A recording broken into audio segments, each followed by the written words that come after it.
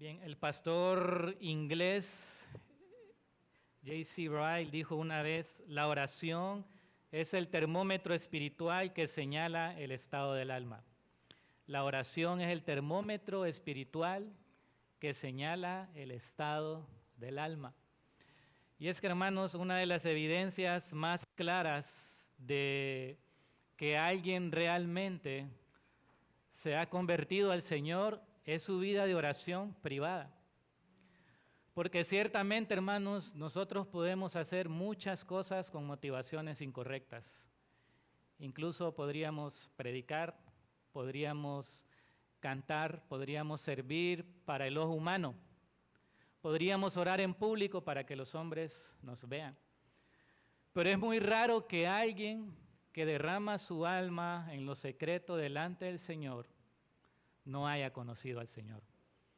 Por eso es que la oración es una marca genuina de alguien que ha conocido al Señor, y por eso no sorprende, hermanos, que el Evangelio de Lucas sea un evangelio cuyo tema o uno de sus temas centrales sea la oración. Lucas le da una importancia bien significativa a la oración en su evangelio. Por ejemplo, nosotros vemos que Lucas destaca que nuestro Señor Jesucristo estaba orando en su bautismo, que estaba orando toda la noche antes de elegir a los 12 discípulos. ¿Cuántas veces oramos toda la noche para tomar una decisión? Lucas muestra a Jesús retirándose frecuentemente a orar a solas. Lucas muestra a Jesús orando en la transfiguración. Y además, hermanos, las tres parábolas que el Señor Jesús enseñó acerca de la oración son exclusivas del Evangelio de Lucas. La parábola del amigo importuno, que vamos a ver el siguiente domingo, la viuda persistente en Lucas 18, 1 al 8, y también, si queremos considerar este tema, en la parábola del fariseo y el publicano en Lucas 18, 9 al 14. De hecho, en Lucas 18, 1, el Señor enseñó que debemos orar siempre y no desmayar. O sea que es un mandato de parte del Señor para nuestras vidas, que nosotros oremos, que nosotros permanezcamos en oración. Y por supuesto, hermanos, la vida de oración de Jesús impactó profundamente a sus discípulos, los transformó en la manera en que ellos entendían la oración. Y es que pensemos, hermanos, si el Hijo de Dios, se retiraba a orar constantemente con su Padre, si el Hijo de Dios dependía tanto de su Padre en oración, ¿cuánto más nosotros, siendo pecadores y débiles, no necesitamos orar con intensidad? ¿Cuánto más nosotros no necesitamos depender de nuestro Señor, de nuestro Padre en la oración? Jesucristo es el ejemplo supremo que nosotros tenemos de oración. Siendo el Hijo de Dios, permanecía en permanente comunión con su Padre.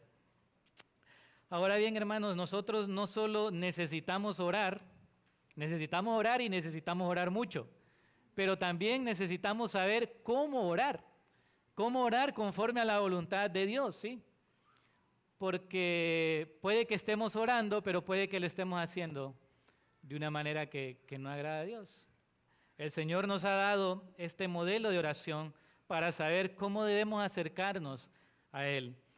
Y para ver esto, vamos a ver dos encabezados esta mañana. Vamos a ver la petición de los discípulos en el versículo 1 y el modelo de Jesús para la oración en los versículos 2 al 4. Leamos nuevamente el versículo 1. Dice que aconteció que estaba Jesús orando en un lugar, y cuando terminó, uno de sus discípulos le dijo: Señor, enséñanos a orar como también Juan enseñó a sus discípulos. Hermanos, la vida de oración de nuestro Señor Jesucristo impactó a los discípulos, porque ellos veían a Jesús orando una y otra vez, retirándose a solas a orar con su Padre. Pero al mismo tiempo, esta petición de Jesús revela la triste condición en la que estaba el pueblo judío en ese tiempo. Porque, hermanos, pensemos, ¿cuál era el modelo de oración que tenía el pueblo judío en ese tiempo? ¿Cuál era el ejemplo que ellos podían ver? Saben, el modelo de oración que el pueblo judío miraba era un modelo de oración hipócrita. Era un modelo de oración cuyo único objetivo era recibir la alabanza de los hombres. Jesús lo dijo ahí en Mateo 6:5. Y cuando oren, no sean como los hipócritas, porque ellos aman el orar en pie, en las sinagogas y en las esquinas de las calles, para ser vistos de los hombres. De cierto les digo que ya tienen su recompensa. Noten, hermanos, que Jesús no está prohibiendo la oración pública. Jesús lo que está reprendiendo es la actitud detrás de estas oraciones. Ellos hacían gran pompa, les encantaba orar en público. ¿Para qué? Para que los hombres los vieran. No porque querían hablar con el Señor, no porque querían presentarse delante de Dios, sino que querían recibir la alabanza de los hombres. Y este era el modelo que tenía el pueblo judío. Entonces, cuando los discípulos ven a Jesús, que no venía con esta hipocresía, que no venía con este exhibicionismo, sino que se retiraba a solas a orar con su Padre, que lo llamaba Padre. Esto impactó la vida de ellos, a tal punto que cuando él estaba orando y lo vieron orar, uno de sus discípulos se acerca y le dice: Señor, enséñanos a orar, como Juan también enseñó a sus discípulos. La vida de Juan, hermanos, también era un contraste con la vida religiosa de los líderes de Israel, y nosotros lo hemos estudiado. Y seguramente Juan también oraba de esta misma manera. Entonces nuestro Señor Jesucristo les va a responder enseñándoles un modelo de oración, la manera en cómo ellos deben acercarse a orar en la presencia de Dios, una guía para sus oraciones personales, para sus oraciones privadas, en lo secreto. Y veamos el versículo 2 entonces, dice que Él les dijo: cuando oréis, decid, cuando oréis, decid. Ahora en el Sermón del Monte también dice: cuando oren, oren así. ¿Y por qué quiero hacer esta aclaración? Porque nuestro Señor Jesucristo, hermanos, no nos está enseñando una oración repetitiva. Es decir, Jesús no nos está dando esta oración como una fórmula ritualista, que tenemos que orar 5 veces en la noche, en la mañana o en el mediodía. No.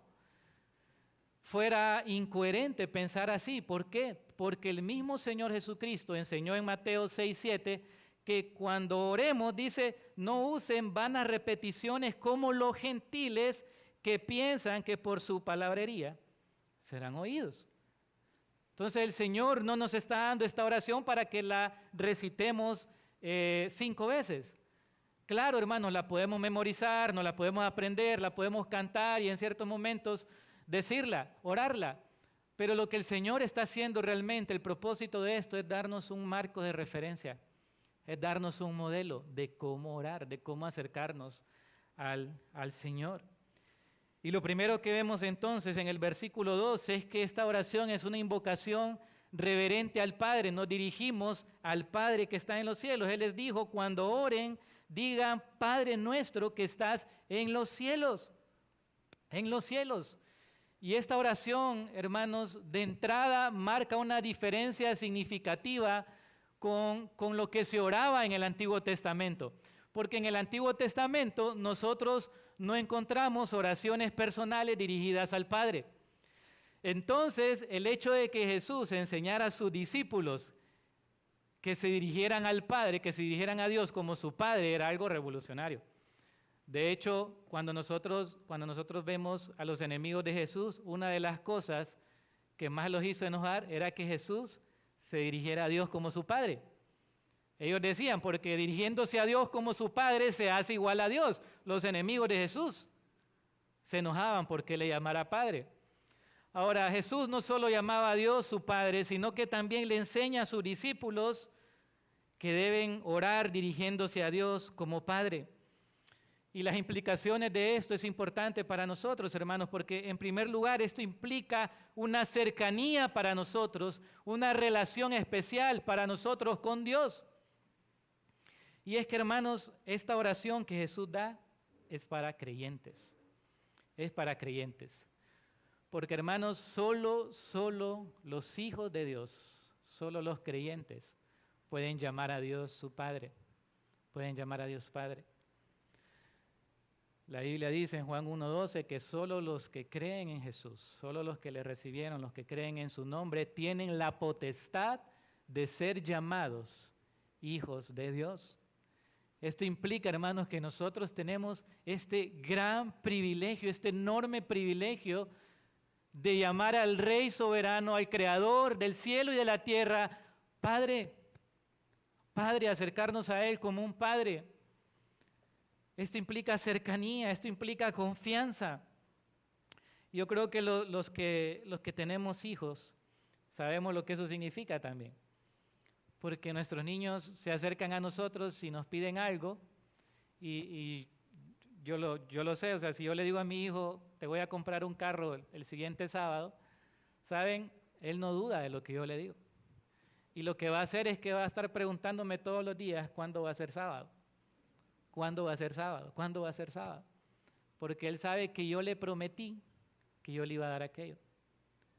Y nosotros, hermanos, nos podemos acercar con esta misma confianza al Señor, al Padre, y decirle, Padre, Padre nuestro, Padre nuestro. Esta es una prerrogativa exclusiva de los creyentes. Y si tú estás aquí hoy y tú no has rendido tu vida al Señor, no has entregado tu vida a Cristo, arrepiéntete. Pon tu confianza en Jesús, arrepiéntete de tus pecados. Porque si tú no has rendido tu vida al Señor, no tienes el derecho de llamar a Dios tu Padre. Y aunque Dios derrama bendiciones también sobre los incrédulos por su gracia común, sin embargo los incrédulos no tienen esta íntima comunión, no tienen esta relación especial con Dios. Ahora, hermanos, el hecho de que Dios nos conceda el privilegio de acercarnos a Él como Padre, no quiere decir que lo vamos a hacer de una manera descuidada e irreverente. Porque cuando oramos decimos, Padre nuestro que estás en el cielo, en los cielos. Él es trascendente, Él está por encima de todo. Él es Dios, Él es Rey. Y nos debemos acercar a Él con reverencia. Como dice en el Salmo 29:2, dando la gloria de vida a su nombre. Y esto tiene relación precisamente con lo que dice la primera petición de esta oración. La primera petición de esta oración dice, santificado sea tu nombre, santificado sea tu nombre. El modelo de Jesús para la oración, hermanos, coloca la gloria de Dios por encima de todas las cosas. El modelo de Jesús para la oración prioriza la gloria de Dios. Y esto nos enseña qué debe ser prioridad en nuestras vidas. ¿Qué debe ser prioridad cuando nosotros oramos? ¿A qué le damos prioridad cuando estamos orando, hermanos? ¿Entramos de un solo a pedirle al Señor por nuestras cosas, por nuestras necesidades? ¿O priorizamos el reino de Dios? ¿Priorizamos la gloria de Dios? ¿Priorizamos lo que agrada a Dios, la voluntad de Dios? Esta primera petición es similar a lo que Jesús oró allá en Juan 12:28, cuando dice, Padre, glorifica tu nombre, porque santificado sea tu nombre, significa eso, hermanos, que queremos que el nombre de Dios sea tenido como santo, que el nombre de Dios sea tenido como sin pecado, como apartado, que sea glorificado. Y la forma gramatical en que esto está escrito significa que es algo que Dios hace, que Dios mismo santifica su nombre, porque Él obra en la vida de las personas para que su nombre sea glorificado, para que su nombre sea santificado. Tristemente, hermanos, nosotros vivimos en una cultura donde el nombre de Dios ha sido trivializado y el nombre de Dios es usado con mucha ligereza, es usado en vano, incluso, hermanos, incluso entre aquellos que profesan conocer a Dios. Uno escucha a veces frases como esta, que dicen, ya le pedí al colocho que me ayude, ya hablé con el de arriba, ya le oré a Diosito que me eche una mano. Y uno se pregunta, ¿cómo se puede referir a Dios así? ¿Cómo puede referirse al Padre, al Santo de esta manera? No digamos entre los incrédulos, Es común ver en películas, en la sociedad y todo, cómo usan el nombre de Dios para expresar enojo junto con malas palabras, junto con malas expresiones. Y por eso, hermanos, nosotros oramos que el nombre de Dios sea santificado, que el nombre de Dios no sea tomado en vano, que las personas reconozcan a Dios como santo, que su nombre sea glorificado, que sea exaltado. Por supuesto, para esto nosotros necesitamos conocer a este Dios santo, a este Dios exaltado, sublime, excelso, glorioso, sin igual. Nosotros tenemos aquí en la iglesia una clase muy bonita que se llama El único Dios verdadero, que es una clase que estudia todos los atributos de Dios, todas las perfecciones de Dios, su omnisciencia, su omnipotencia, su santidad, su justicia, su veracidad. Y lo que me encanta es que la estructura de la clase siempre presenta el atributo de Dios y después la respuesta de las criaturas a este atributo de Dios. Y una de esas respuestas siempre es alabanza, siempre es darle gloria a Dios por quién es Él, por su santidad, por su majestad, por su justicia, porque Él es digno. Entonces, cuando nosotros nos encerramos a orar en lo secreto, queremos darle la gloria a Dios, queremos que el nombre de Dios sea santificado, que el nombre de Dios sea reconocido, sea exaltado. Unido a esto, en el versículo 2 siempre oramos, venga, venga tu reino. Esta petición, hermanos, ha generado cierta controversia, ¿verdad? O cierta duda, porque cuando nosotros vemos que Jesús inicia su ministerio público, ¿cuál fue el mensaje de Jesús? Arrepentidos, ¿por qué? Porque el reino de los cielos se ha acercado. Entonces uno puede decir, bueno, si el reino de los cielos ya se acercó en la persona de Cristo, ¿por qué tenemos que orar? Venga tu reino. Bueno, hermanos, la razón es porque Dios está obrando de manera progresiva.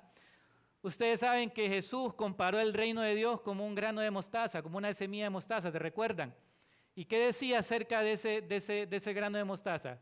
Que era diminuto, pero después iba creciendo y se convertía en una gran hortaliza. Entonces, lo que el Señor está diciendo es que nosotros debemos orar para que el reino de Dios se siga extendiendo en la tierra hasta que llegue a su final consumación. ¿Saben? Cuando nuestro Señor Jesucristo resucitó victorioso, venció al príncipe de este mundo, ¿qué fue lo que le dijo a sus discípulos en Mateo 28, 18 al 20? Él les dijo, toda autoridad me ha sido dada en el cielo y en la tierra. Todo dominio me ha sido dado. Y basado en ese dominio, basado en esa autoridad, vayan y hagan discípulos a todas las naciones. Por supuesto, ¿qué es lo que vemos nosotros, verdad? Que no todos se someten al dominio de Cristo. Y por eso oramos que el reino de Dios se siga extendiendo, que el reino de Dios siga creciendo, que los hombres sean transformados por el poder del Evangelio. Tristemente, hermanos, en la iglesia se ha infiltrado una enseñanza bien pesimista del reino de Dios y del poder del Evangelio. Nos dejamos llevar por lo que nuestros ojos ven y decimos, bueno, este mundo se está yendo al infierno, este mundo está loco.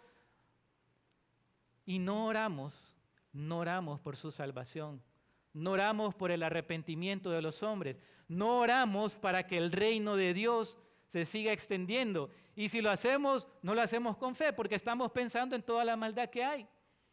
Pero pensemos, hermanos, el reino de Dios es más grande ahora que lo que era en el principio, ¿sí o no? Sí, claro que sí, el reino de Dios ha ido creciendo. Lo que empezó con un pequeño grupo de hombres en Jerusalén, ¿hasta dónde se ha extendido hoy? ¿Hasta dónde ha llegado hoy el Evangelio? Entonces, esta oración, hermanos, es para que nosotros pidamos que los hombres sean transformados por el poder del Evangelio. Y nosotros lo vemos en la historia misionera, hermanos, cuando un misionero llegaba, por ejemplo, donde una tribu que eran caníbales, que sacrificaban a sus hijos, que tenían costumbres aberrantes, ¿qué pasaba cuando el Evangelio llegaba ahí? El Evangelio transformaba no solo la vida de esas personas, transformaba la cultura, transformaba la sociedad. Pero tristemente nos hemos acomodado y no hemos salido. No hemos llevado el Evangelio donde no ha sido escuchado. 1 Corintios 15:25 dice, hablando de Jesús, que es preciso que Él reine hasta que haya puesto todos sus enemigos debajo de sus pies. ¿Qué está haciendo Cristo ahorita? Está reinando y está poniendo a todos sus enemigos debajo de sus pies, debajo de sus pies. Y esa debe ser nuestra oración, esa debe ser nuestra oración.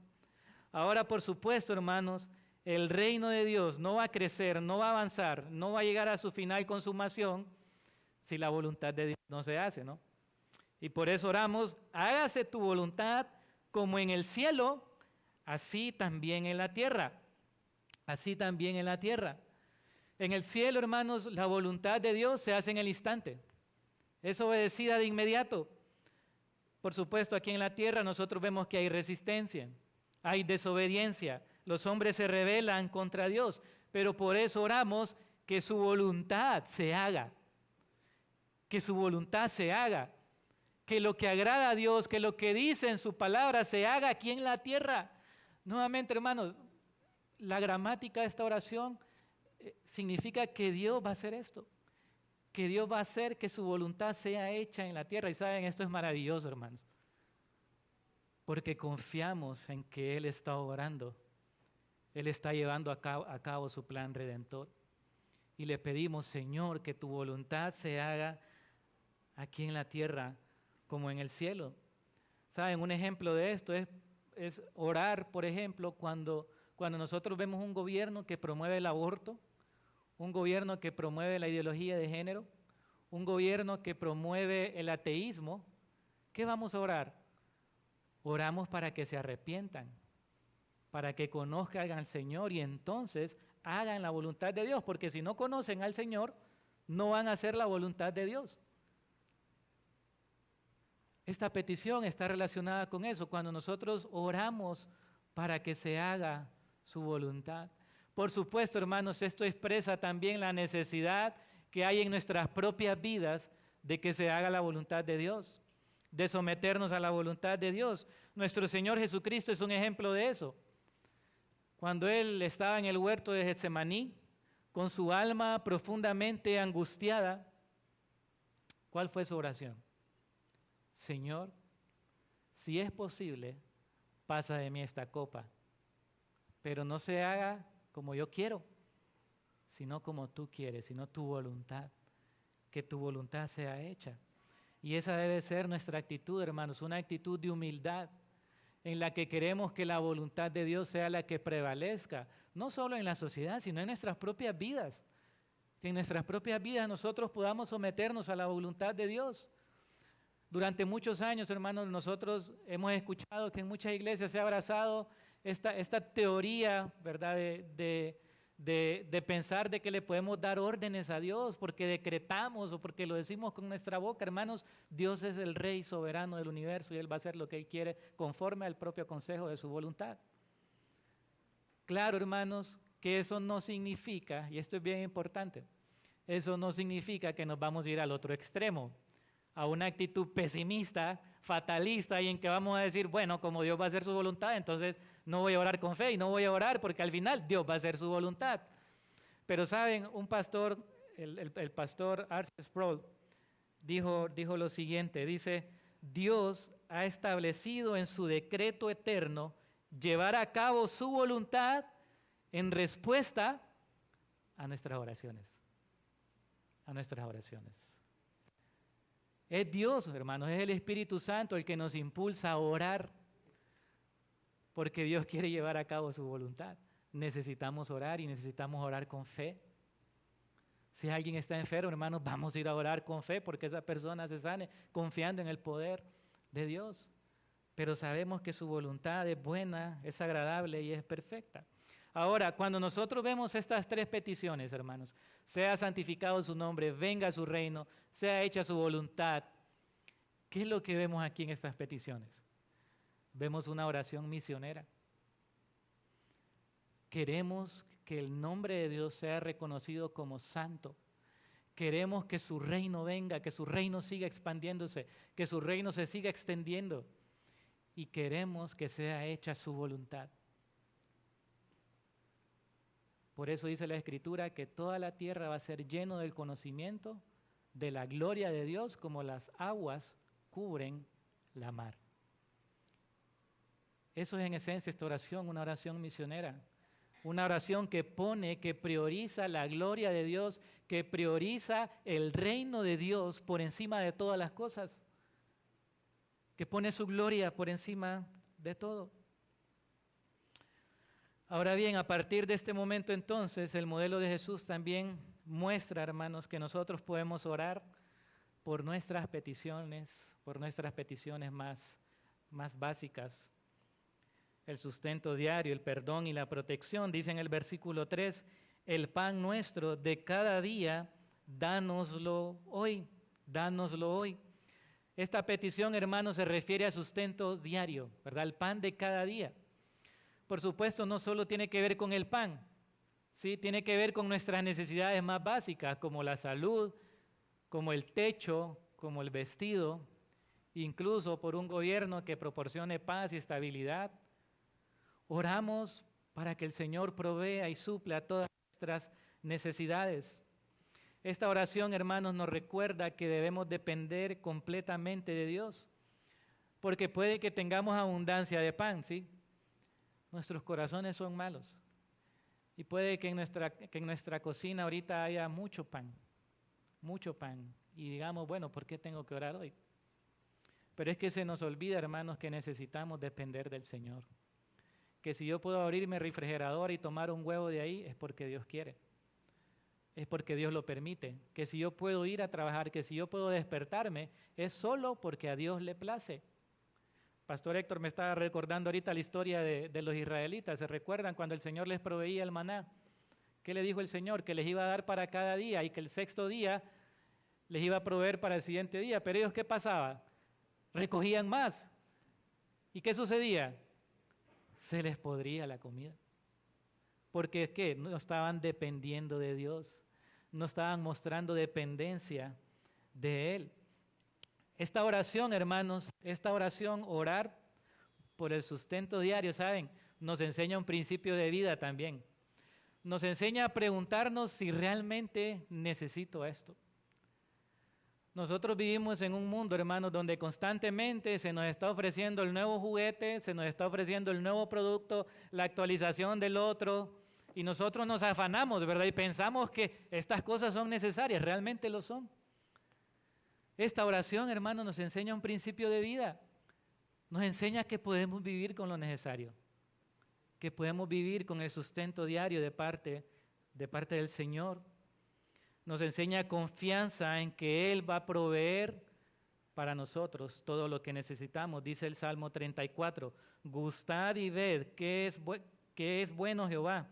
Dichoso el hombre que confía en Él. Temed a Jehová, vosotros sus santos, pues nada falta a los que le temen. Los leoncillos necesitan y tienen hambre, pero los que buscan a Jehová no tendrán falta de ningún bien. Los que confían en el Señor, los que temen al Señor, hermanos, no van a tener falta de ningún bien. Ahora bien, nuestro Señor no solo va a suplir nuestras necesidades físicas, nuestro Señor también suple nuestras necesidades espirituales. Dice el versículo 4, y perdónanos nuestros pecados, porque también nosotros perdonamos a todos los que nos deben.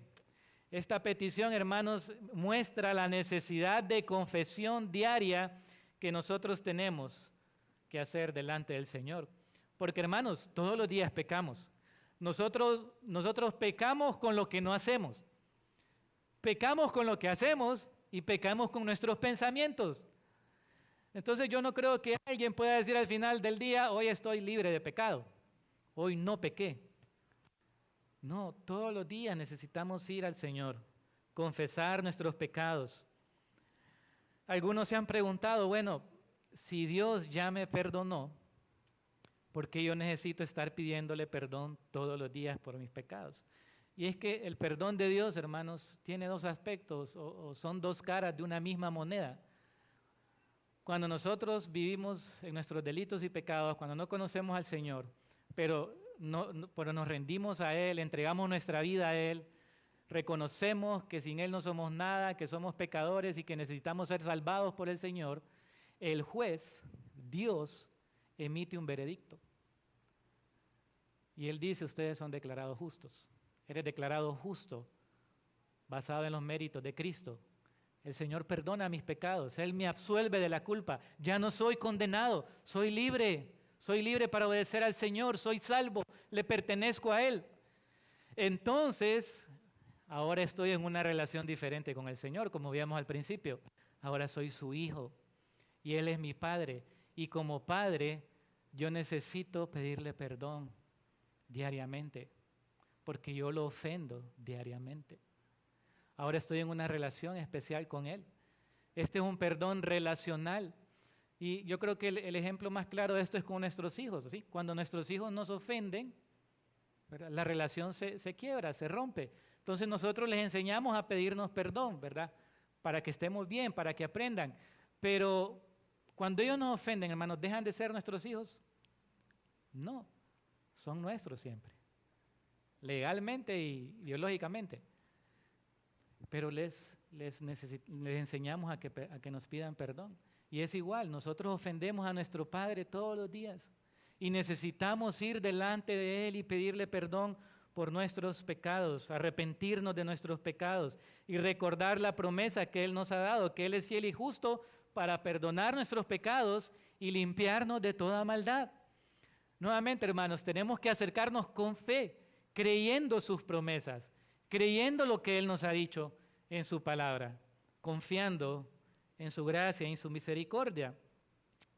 Ahora bien, hermanos, aquí hay una cláusula o hay una frase que complica esto, ¿verdad? Dice, porque también nosotros perdonamos a los que nos deben. Jesús, de hecho, enfatiza esto en el Sermón del Monte, cuando está enseñando este mismo modelo, dice, porque si perdonáis a los hombres sus ofensas, os perdonará también a vosotros vuestro Padre Celestial. Mas si no perdonáis a los hombres sus ofensas, tampoco vuestro Padre os perdonará vuestras ofensas. ¿De qué se trata esto, hermanos? ¿Se trata de una salvación por obras? No.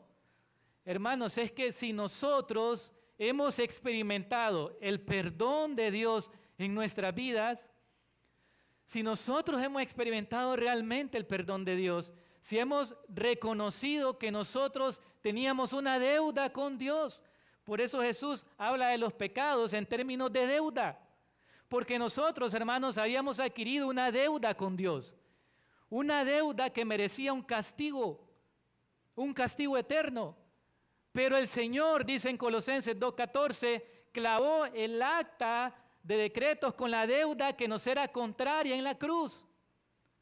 Y en la cruz, hermanos, Jesús perdonó mis pecados, perdonó sus pecados.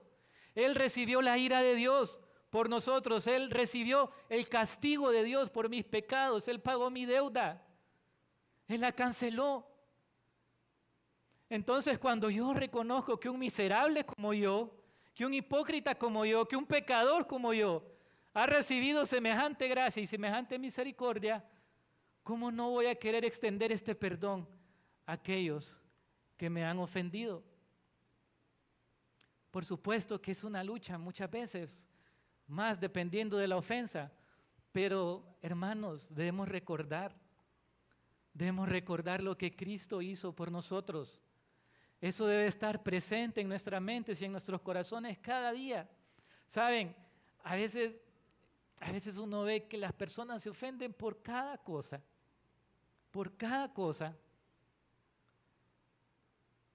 Proverbios lo dice, hermano, honroso es al hombre pasar por alto la ofensa, pero no solo eso, es que recordamos lo que el Señor me ha perdonado a mí. ¿Saben? Jesús ilustró esto en la parábola de los dos deudores, ahí en Mateo 18.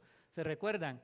Que dice que un rey iba a hacer ajustar cuentas con sus siervos. Entonces llegó uno que le debía 10,000 talentos. A este, como no pudo pagar, ordenó, dice el Señor, el rey, venderle a su mujer e hijos y todo lo que tenía para que se le pagase la deuda. Entonces aquel siervo postrado dice que le suplicaba, Señor, Señor, ten paciencia conmigo y yo te lo pagaré. Dice que entonces aquel señor de aquel siervo movido a misericordia, le soltó y le perdonó la deuda. No le dijo, bueno, vamos a hacer un arreglo de pago. No, se la canceló. Le perdonó aquella deuda impagable. Ahora, ¿pero qué hizo este hombre, hermanos? Dice que saliendo aquel siervo halló a uno de sus consiervos que le debía 100 denarios. 100 denarios, algo insignificante. Y dice que haciéndose de él la ahogaba diciendo, págame lo que me debes. Esa es nuestra actitud a veces, hermano. Le decimos a las personas, tenés que sufrir por lo que me hiciste, tenés que pagarlo. Págame lo que me debes. Entonces dice, su consiervo postrándose a sus pies le rogaba, ten paciencia conmigo, yo te lo pagaré todo. Mas él no quiso, dice, se fue y lo echó en la cárcel hasta que le pagase lo que le debía. Viendo sus consiervos los que pasaba, dice, se entristecieron. Y entristecieron mucho y fueron y refirieron a su señor todo lo que había pasado. Entonces, llamándole su señor, le dijo, miren cómo le dice el Señor, siervo malvado, toda aquella deuda te perdoné porque me rogaste. ¿No debías tú tener misericordia de tu consiervo como yo tuve misericordia de ti? Entonces su señor enojado lo entregó a los verdugos hasta que pagase todo lo que le debía. Así también mi Padre, dice Jesús, celestial hará con vosotros si no perdonáis de todo corazón cada uno a sus hermanos sus ofensas. Hermanos, ¿cómo nos vamos a acercar al Señor? Y le vamos a decir, Padre, perdona mis pecados. Si yo estoy albergando ira, albergando enojo contra mi hermano, si en mi corazón yo quiero que mi hermano sufra por lo que me hizo, lo quiero hacer pagar. Él tiene una deuda conmigo y me la tiene que pagar. Dice el Señor, si nos acercamos así, tampoco el Padre va a perdonar nuestras ofensas. Porque hermanos, un corazón que ha recibido semejante gracia, semejante perdón, mucho ama y perdona. Y es más importante para él su relación con Dios, su tiempo de comunión con Dios, que la ofensa que otro le haya hecho.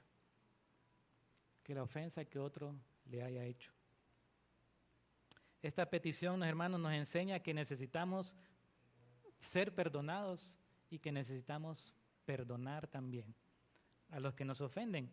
Y esto precisamente, hermanos, muestra nuestra fragilidad y por eso nos lleva a la siguiente petición que dice, y no nos metas en tentación, mas líbranos del mal, versículo 4.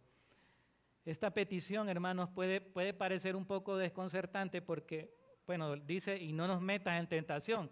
En Santiago 1:13 dice, cuando alguno es tentado, no diga que es tentado de parte de Dios, porque Dios no puede ser tentado por el mal, ni Él tienta a nadie. Entonces, ¿por qué le voy a decir al Señor que no me meta en tentación si Él no tienta a nadie?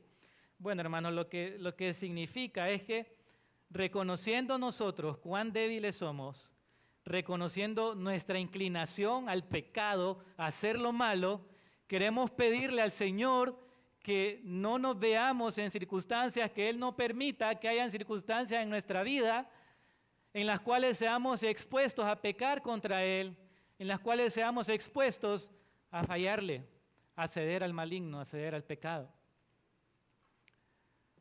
A veces nosotros oramos, Señor, no nos metas en tentación, pero nos quedamos solos en la casa. Y a veces quedarnos solos es una ocasión para pecar. Le oro al Señor, no nos metas en tentación, pero me quedo solo con la novia, con el novio. No concuerda con mi oración. oramos que el Señor nos libre del mal. No proveemos tampoco para los deseos de nuestra carne. Un ejemplo que ilustra esta petición, hermanos, es el ejemplo de Pedro. Pedro, en Lucas 22:31, le dice Jesús: Simón, Simón, he aquí Satanás os ha pedido para zarandearos como a trigo, pero yo he rogado por ti que tu fe no falte, y tú, una vez vuelto, confirma a tus hermanos. Entonces, cuando Pedro recibe esto, él tuvo que haberle dicho al Señor: Señor, líbrame de la tentación, líbrame del maligno, guárdame. Pero no, Pedro le responde a Jesús: Señor, dispuesto estoy a ir contigo no solo a la cárcel, sino también hasta la muerte. Pedro, hermanos, estaba confiando en sí mismo. Pedro estaba muy orgulloso. Él pensaba que él iba a resistir en sus propias fuerzas. ¿Y qué pasó más adelante? Negó a Jesús. Lo negó. Dijo que no lo conocía. El gran apóstol Pedro, el líder de los discípulos, dijo: yo no conozco a ese hombre. ¿Saben? Por no depender del Señor. Por eso cuando estaban en Getsemaní, que el Señor se llevó a Pedro, a Juan y a Jacobo, y él regresa y los mira durmiendo, los mira a los tres durmiendo. Pero ¿a quién se dirige? A Pedro, y le dice: así que no habéis podido velar una hora. Velad y orad para que no entréis en tentación. El espíritu a la verdad está dispuesto, pero la carne es débil. Pedro tuvo que haber orado. Pedro tuvo que haber dependido, haber puesto su confianza en el Señor, depender del Señor.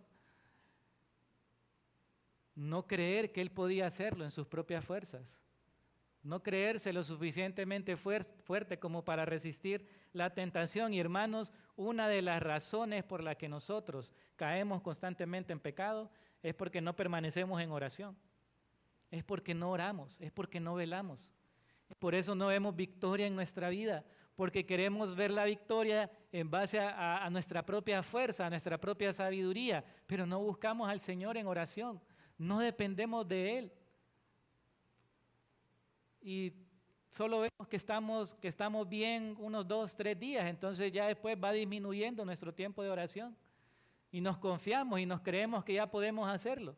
Hermanos, necesitamos depender del Señor cada día, para vencer el pecado, para vivir en obediencia. ¿Qué pasó cuando Pedro, hermanos, negó al Señor? Dice que el Señor lo vio y que él lloró amargamente. Él lloró con amargura. Y eso es lo que nosotros queremos que el Señor nos guarde, que nos guarde de experimentar la amargura de nuestro pecado, de ceder a la tentación, de ceder al mal. Por eso necesitamos ser humildes, necesitamos reconocer que necesitamos del Señor. Jesús dijo: fuera de mí no podemos hacer nada, no somos nada, nada podemos hacer. Debemos orar y estar alertas, hermanos. Este modelo de oración que Jesús nos da es un modelo de oración, hermanos, que pone la gloria de Dios primero. Pedimos que el reino de Dios se extienda, que el reino de Dios venga, que el reino de Dios se establezca, que se haga su voluntad, que los hombres reconozcan a Dios como santo, que reconozcan su gloria, su poder, pero al mismo tiempo oramos porque necesitamos de Él, porque dependemos de Él. Lucas no registra la doxología final que sí aparece en Mateo. En Mateo, después de esta petición, dice: porque tuyo es el reino y el poder y la gloria por todos los siglos. Amén. ¿Por qué termina así con esta alabanza? Bueno, porque nosotros reconocemos la soberanía de Dios, el gobierno de Dios, y que Él va a ser conforme a su voluntad, y que Él es poderoso para suplir cada una de nuestras necesidades. Cada una de nuestras necesidades. Y le damos la gloria a Él. Necesitamos crecer en nuestra vida de oración. ¿Cómo está su vida de oración, hermanos? ¿Cuánto tiempo busca estar en la presencia del Señor? ¿Cuánto tiempo acude a Él?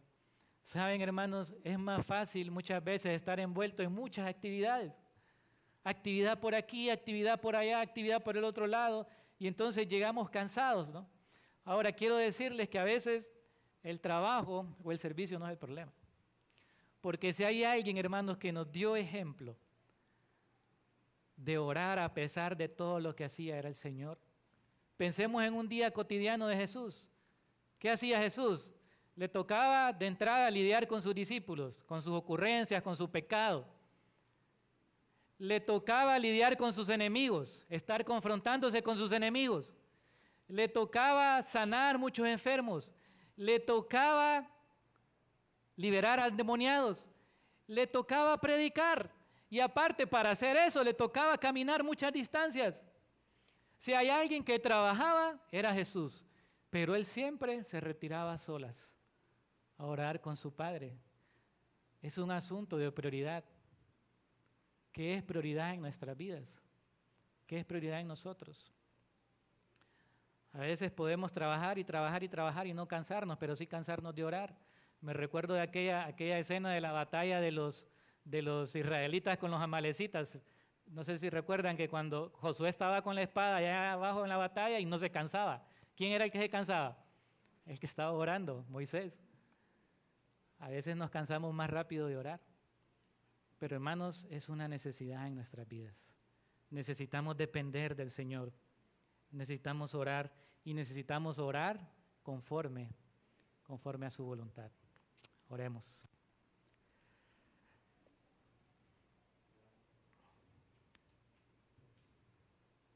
Padre eterno, Señor, gracias por instruirnos, Padre. Gracias porque eres un Dios cercano. Un Dios cercano, Señor, a todos aquellos que te invocan, que te invocan de verdad, Señor. Gracias por tu paciencia con nosotros, Señor. Gracias por tu misericordia. Gracias por amarnos. Gracias por el privilegio que nos das de ser llamados tus hijos, de poder entrar en tu presencia, Señor, y orar y tener la confianza, Señor, de que tú suples cada una de nuestras necesidades, Padre. Perdónanos, Señor, porque somos necios, somos insensatos, somos egoístas y queremos hacer lo que nosotros queremos, pero ayúdanos, Señor, a depender de ti. Ayúdanos a buscarte, Señor, en lo secreto. Que sea una prioridad en nuestras vidas orar, Señor. Que sea una prioridad en nuestras vidas entrar en tu presencia y derramarnos delante de ti, Señor. Obra en nosotros, Padre. Danos tu gracia, que tu Espíritu Santo nos impulse a orar y que no seamos rebeldes, Señor, que seamos sumisos a la obra de tu Espíritu en nuestra vida, Señor. En el nombre de Jesús oramos. Amén.